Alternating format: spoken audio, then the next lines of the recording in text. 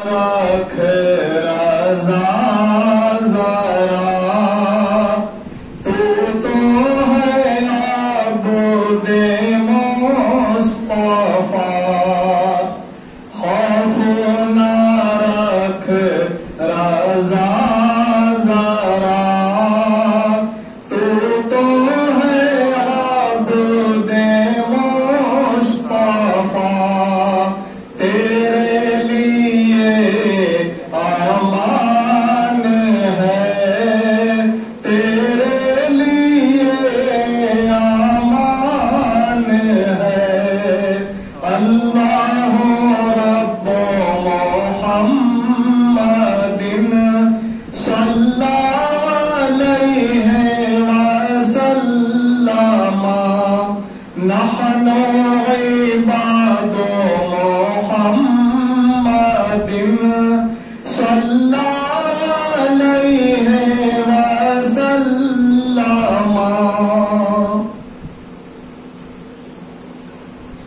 وعلى آلہ وصحبہ اجمعین یا رسول اللہ انظر حالنا یا حبیب اللہ اسمع قالنا اننا فی بحر غم مغرق خذ یدی سہل لنا اشکالنا حضور دیجیے اپنے جمال کا صدقہ جناب حیدر و زہرا کے لال کا صدقہ حسن حسین کے اہل و عیال کا صدقہ اویس قرنی و حضرت بلال کا صدقہ غوث اعظم بمن بے سر و ساما مدد قبلہ دی مدد کعبہ ایما مدد مادہ ایم تو سلطان دو عالم ہستی از تو داریم تمع یا شہ جیلا مدد بگر دادے بلا افتاد کشتی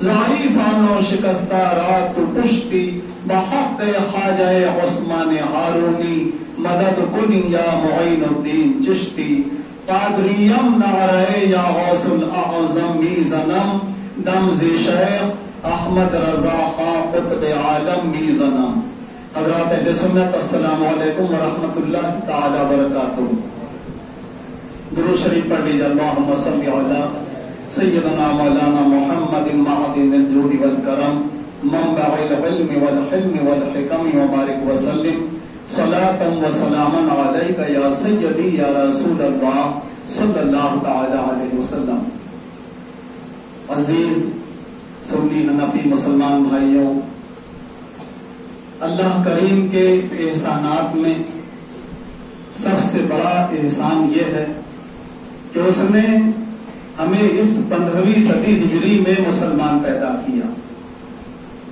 بے شمار احسانات ہیں آنکھ ہاتھ پاؤں ناک کان صحیح سلامت اللہ نے پیدا کیا لیکن سب سے عظیم احسان یہ ہے کہ ان نعمتوں کے ساتھ ہمیں ایمان کی دولت عطا فرما کے دنیا میں پیدا فرمایا یہ وہ عظیم دولت ہے کہ جسے یہ دولت ملی اس کی آخرت کامیاب ہو گئی اور جو اس دولت سے محروم ہو گیا وہ ہمیشہ ہمیش کے لیے برباد ہو گیا دنیا کی زندگی ہمیشہ کی نہیں یہاں آدمی کو ایک سرائے میں ٹھہرنے کی طرح موت آنے تک کے ٹھہرنا جب موت آئے گی تو پھر جو ہماری پہلی منزل قبر ہے ہمیں وہاں پر پہنچا دیا جائے گا قبر کی اس پہلی منزل سے اب آخرت میں حاضر ہونے کی سعادت اللہ کریم ایمان والوں کو عطا فرمائے گا تو یہ دنیا مسلمان کے انسان کے ہمیشہ رہنے کے لیے نہیں ہے یہاں اللہ نے ایمان کے امتحان کے لیے ہمیں پیدا فرمایا اپنی عبادت کے لیے ہمیں پیدا فرمایا وما خلقت الجن والانس الا ليعبدون اللہ کریم فرماتا ہے کہ ہم نے انسانوں کو اور جنات کو اپنی عبادت کے لیے پیدا کیا. عبادت کی بنیاد ایمان پر ہے. ایمان نام ہے اللہ اور اس کے پیارے محبوب صلی اللہ تعالی علیہ وسلم سے سچی محبت کرنے کا. خود پیارے آقا صلی اللہ تعالی علیہ وسلم فرماتے ہیں لا یؤمن احدکم حتی اکون احب الیہ من والدہ وولدہ والناس اجمعین. تم میں کوئی اس وقت تک کے مسلمان نہیں ہو سکتا جب تک وہ مجھ سے اپنے ماں باپ، بھائیوں، گھر والوں، تمام مسلمانوں سے بڑھ کے محبت نہ کرے. تو آدمی اس وقت تک کے مسلمان نہیں ہو سکتا جب تک سب سے زیادہ حضور علیہ الصلوۃ والتسلیم سے محبت نہ کرے. اب حضور سے محبت کرنے میں آج غفلت کی وجہ سے مسلمان پیچھے.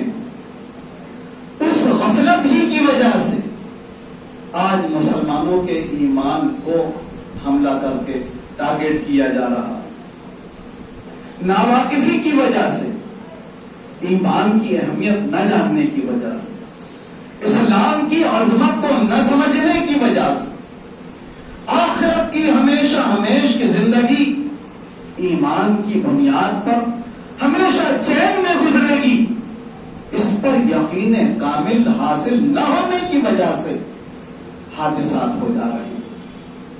ناواقف، انجان، غافل مسلمان مذہب اسلام جیسی عظیم نعمت کو چھوڑ کر کفر و ارتداد کا شکار ہو جا رہے ہیں. ان حالات میں مسلمانوں کو ان تمام باتوں کا احساس دلانا ضروری ہے. سب سے بڑھ کر کے یہ کہ رحمت عالم صلی اللہ تعالی علیہ وسلم کی صدقہ و توفیل جو تمہیں اللہ نے دولت ایمان دی وہ کس قدر قیمتی ہے. اس ایمان کو دینے کا احسان اللہ رب العزت کا ہم پر کتنا بڑا ہے، اسے تو سوچو، اس پر تو غور کرو، اسے تو سمجھو. لکھتے ہیں میں نے کتابوں میں پڑھا کہ آقا کریم علیہ الصلوۃ والتسلیم کے 12 چچا میں سے 2 چچا کو ایمان ملا اور 10 چچا ایمان سے محروم. مولا کائنات بچوں میں سب سے پہلے اسلام لائے. ابو طالب یہ ایمان نہیں لائے تھے. پیارے آقا صلی اللہ تعالی علیہ وسلم پر ایمان لانے میں حضرت مولا علی نے بچپنے میں بچوں میں سبقت کی پہل کی. بڑی عمر والے مردوں میں سب سے پہلی یہ سعادت امیر المومنین ابو بکر صدیق کو ملی. ام المومنین خدیجۃ الکبریٰ کو یہ نعمت عورتوں میں ملی. سب کے سب ابتداءً مشرف کا اسلام نہ ہو سکے، لیکن رحمت عالم صلی اللہ تعالی علیہ وسلم نے امت کی ہدایت کے لیے ظلم و ستم سہا. صحابہ کرام نے ظلم و ستم سہے اور اسی مقصد میں ساری زندگی گزار دی گئی کہ آنے والے قیامت تک کے زمانے کے لوگوں کو اسلام پہنچ جائے. مسلمانوں یہ اسلام بڑی قربانیوں سے ہم تک کی پہنچا ہے، اس کی قدر کرو، اسلام کی نعمت کا احساس کرو، ایمان کی اہمیت کو سمجھو کہ پیارے آقا صلی اللہ تعالی وسلم کے 12 چچا میں سے 2 کو ایمان ملے، 10 ایمان سے محروم. مولا جی کے والد کو ایمان نہ ملے، حضور کے چچا تھے. نوح علیہ السلام کے بیٹے کنعان کو ایمان نہ ملے. تفسیر سورہ النشرہ میں نے پڑھا کہ نوح علیہ السلام اور لوط علیہ السلام کی بیویاں دوزخ کو جاتی ہیں اور فرعون کی بیوی آسیہ جنت میں آرام فرماتی ہے. مسلمانوں یہ سب باتیں غور کرنے کی ہیں، سوچنے کی ہیں. یہ اللہ رب العزت کا بے شمار احسان ہے کہ اس نے بے دعا کیے ہمیں اسلام کی دولت دے کے پیدا تو فرما دیا، لیکن اب اگر ہم اس اسلام کی دولت کے ساتھ چاہتے ہیں تو ہمیں رو رو کر کے دعائیں کرنی ہوگی. اے اللہ تو نے اس 15ویں صدی ہجری میں بے مانگے ہمیں دولت ایمان دی, ہمیں مسلمان پیدا کیا, اور تو ہی اپنے کرم سے ہمارے ایمان کی حفاظت فرمانا اور اسلام کی دولت کے ساتھ ہمیں اس جہان کا سفر کر کے اپنی بارگاہ میں حاضری کی سعادت عطا فرمانا. مسلمانوں, اللہ کے پیارے محبوب صلی اللہ تعالی علیہ وسلم کی عنایتوں کو یاد کرو, ان کی نوازشات کو یاد کرو, ان کے احسانات کو یاد کرو. جب تم ان احسانات کو یاد کرو گے تو اگر کوئی بہکانے والا تمہیں بہکائے گا تو تم اس کے بہکاوے میں نہیں آؤ گے.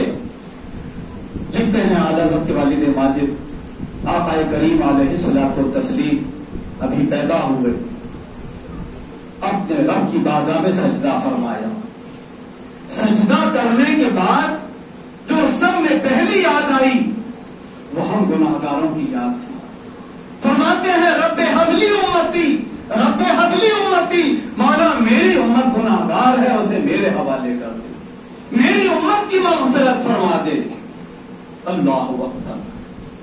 مسلمانوں بتاؤ تو صحیح, دنیا میں کوئی پیر ایسا ہے جس نے پیدا ہونے سے پہلے اپنے مرید کو یاد کیا ہو؟ کوئی باپ ایسا ہے جس نے پیدا ہونے سے پہلے اپنے بیٹے کو یاد کیا ہو؟ کوئی استاد ایسا ہے جس نے پیدا ہونے سے پہلے اپنے شاگرد کو یاد کیا ہو؟ آپ نہیں کے سوا ہاں میں جواب نہیں دے سکتے. صرف اور صرف وہ مکی میں گنبد خضرا شب عذرا کے دولہا حضور محمد رسول اللہ صلی اللہ تعالی علیہ وسلم ہیں کہ ابھی پیدا ہوئے اپنے رب کی بارگاہ میں سجدہ کرتے ہیں, اپنے رب کی وحدانیت اور اپنی رسالت کی گواہی دیتے ہیں, اور ہم گناہگاروں کے لیے دعا فرما رہے ہیں. کتنا بڑا احسان فرمایا, کتنا بڑا کرم فرمایا, کتنی بڑی نوازش ہم پر آپ نے کی ہے. آپ زندگی گزار رہے, میرے آقا علیہ الصلوۃ والتسلیم حکم آیا, اے محبوب اگر پاؤ امت کو بخشوانا چاہتے ہو تو پاؤ رات عبادت کرو, اگر آدھی امت کو بخشوانا چاہتے ہو آدھی رات عبادت کرو, اگر پاؤ امت کو بخشوانا چاہتے ہو تو پاؤ رات عبادت کرو, اور اگر ساری امت کی بخشش چاہتے ہو تو ساری رات عبادت کرو. مسلمانوں جب یہ حکم آیا تو وہ کریم آقا ہم گناہگاروں کی محبت میں ساری رات رب کے حضور عبادت کے لیے کھڑے ہو گئے, ساری رات عبادت فرمانے لگے, یہاں تک کہ پائے مبارک پر ورم آ گیا, قدمین شریفین سوج گئے. ہم گناہگاروں کی محبت میں کہ اللہ کریم فرماتا ہے کہ محبوب اگر تم ساری رات عبادت کرو گے میں تمہارے سارے امتیوں کو بخش دوں گا. مسلمانوں کتنا درد, کتنی محبت, کتنا خیال ان کریم آقا کے قلب میں ہمارا تھا, اس کا احساس تو کرو. فرماتے ہیں شب معراج جب تشریف لے گئے, سر کی آنکھوں سے رب کا دیدار کیا, رب کی حمد و ثنا بیان فرمائی, رب تبارک و تعالیٰ کی طرف سے سلامتی اور رحمت کے انعامات محبوب کریم کو عطا کیے گئے. اس وقت بھی بارگاہ الہی میں عرض کرتے ہیں اے اللہ میرے گناہگار امتیوں کی بھی مغفرت فرما. مسلمانوں سوچو, آج شادی میں دولہے کے گھر والے خوشی کے موقع میں اپنے خاص عزیزوں کو بھی کبھی بھول جاتے ہیں. معراج وہ شرف ہے کہ 1,24,000 کم و بیش جتنے انبیاء و رسول تشریف لائے, سب میں یہ معراج کا شرف اللہ نے صرف ہمارے آقا کو عطا فرمایا. ایسی عظیم معراج, ایسا عظیم شرف, ایسی عظیم خوشی, اور اس میں بھی آپ ہم گناہگاروں کو یاد فرما رہے ہیں. اللہ اکبر. ایک غار میں قیام فرما دیا, صحابہ بے چین ہو گئے. مسلمانوں نبی علیہ السلام سے محبت کیسی کرنا ہے صحابہ سے سیکھو. صحابہ بے تاب ہو گئے, 3 دن ہو گئے, حضور علیہ الصلوۃ والتسلیم کا دیدار نہیں ہوگا. صحابہ ایک پہاڑی پر چڑھے, ایک غار کی طرف گئے. ایک چرواہا بکریاں چرا رہا تھا. پوچھتے ہیں تم نے ہمارے آقا صلی اللہ تعالی وسلم کو دیکھا ہے؟ اس نے کہا میں نہیں جانتا, تم کن کے بارے میں پوچھتے ہو, لیکن ہاں 3 دن ہوئے اس غار میں 2 شخص داخل ہوئے ہیں. صحابہ سمجھ گئے ایک تو کریم آقا علیہ الصلوۃ والتسلیم ہے، اور دوسرے آپ کے یار غار امیر المومنین حضرت ابوبکر صدیق ہیں۔ چرواہا کہتا ہے کہ اس غار سے 3 دن سے مسلسل رونے کی آواز آتی ہے، اور ان کے رونے میں اتنا درد ہے کہ میری بکریاں صبح سے لے کے شام تک اس غار کے منہ پر سر جھکائے کھڑی رہتی ہیں، پالا پتی تک نہیں کھاتی ہیں۔ صحابہ سمجھ گئے کہ یہ درد تو کریم آقا کے دل ہی میں ہمارا ہے۔ پوچھتے ہیں کہ رونے والا جب روتا ہے اس کی زبان سے کچھ الفاظ نکلتے ہیں، وہ کیا فرماتے ہیں؟ تو چرواہا کہتا ہے ایک ہی آواز آتی ہے، رب ہب لی امتی، رب ہب لی امتی، مولا میری امت گناہگار ہے، اس کی مغفرت فرما دے۔ اللہ اکبر۔ مسلمانوں دیکھو، رحمت عالم صلی اللہ تعالی علیہ وسلم زندگی گزار رہے ہیں، ہماری مغفرت کی دعائیں فرما رہے ہیں، فرماتے ہیں حیاتی خیر لکم والمماتی خیر لکم، میرا جینا بھی تمہارے لیے رحمت ہے اور میرا پردہ کرنا بھی تمہارے لیے رحمت۔ میں قبر انور میں بھی تمہارے گناہوں کو جب دیکھوں گا تو تمہاری بخشش کی دعائیں کرتے رہوں گا۔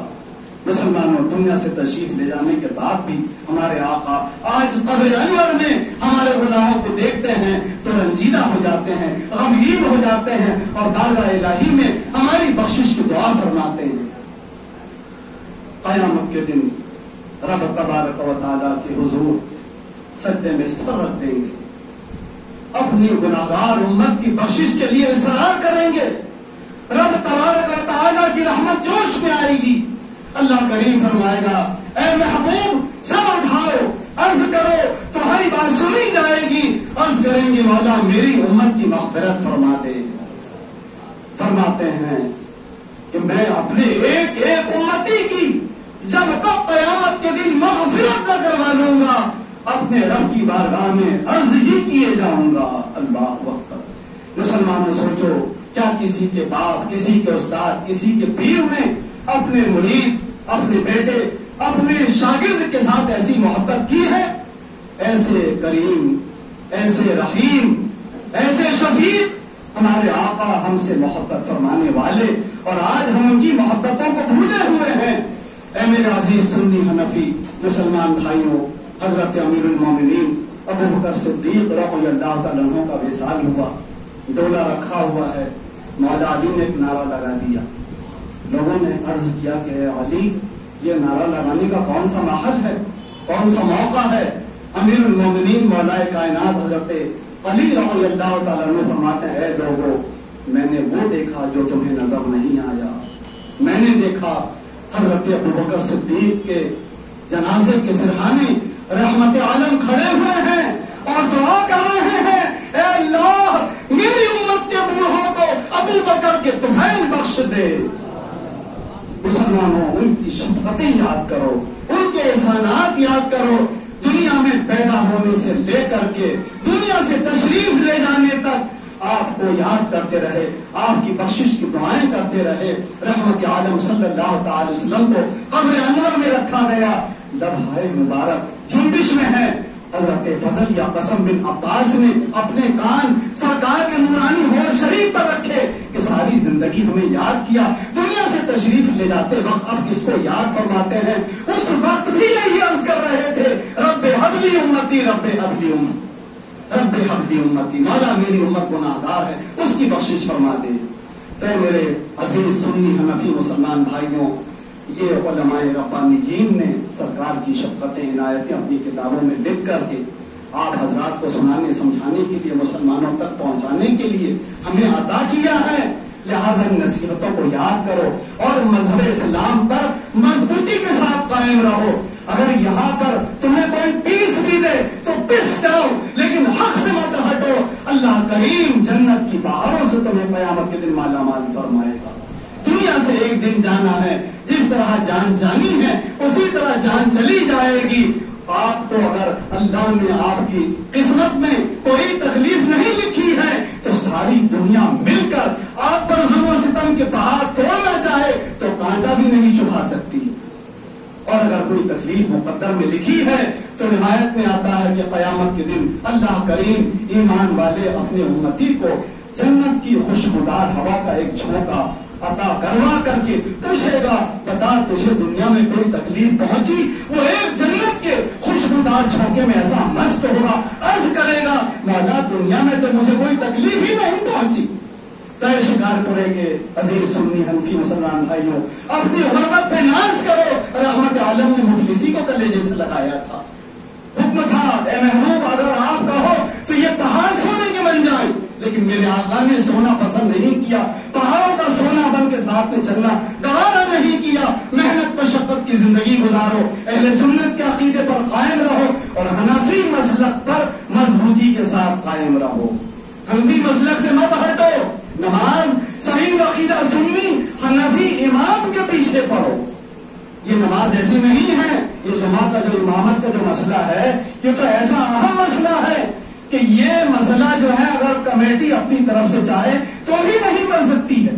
عیدین اور جمعہ کے امام کو تقرر کرنے کا جو طریقہ شرع میں بتایا گیا اس طرح سے امام مقرر کیا جاتا ہے، تو ایسا نہیں ہے کہ آدمی بغیر نکیل کے اونٹ کی طرح چاہے نماز پڑھ لے، ٹک ٹک ٹک ٹک کر کے واپس وہاں سے آ جائے۔ نہیں، جہاں شرع حکم دے وہی نماز پڑھنے کے لیے جاؤ، وہی تمہاری نماز ہوگی۔ یہ سلیم شاہی مسجد ہے، یہ اللہ کے پیارے ولیوں کے آستانے ہیں، یہاں آپ کا حاضر ہونا آپ کے ایمان کی سلامتی کا بھی ذریعہ ہے اور آپ کی آخرت کی کامیابی کا بھی ذریعہ ہے۔ مولا تبارک و تعالیٰ آپ کو، ہم کو، سب کو مذہب حق کا، اہل سنت و جماعت پر ثبات و استقامت کے ساتھ زندہ رکھے۔ اسی مذہب حق کا پر خیر و عافیت کے ساتھ اللہ کریم آپ کا، ہماری قیامت تک کی نسلوں کا خیر و عافیت کے ساتھ خاتمہ بالخیر فرمائے۔ کہنے سننے میں یا زندگی میں کبھی ہم سے کوئی اگر غلطی ہوئی، آج ہم اللہ کے گھر میں بیٹھے ہیں، توبہ کر لیجیے۔ استغفر اللہ ربی من کل ذنب واتوب الیہ، لا الہ الا اللہ محمد رسول اللہ صلی اللہ تعالی علیہ وسلم۔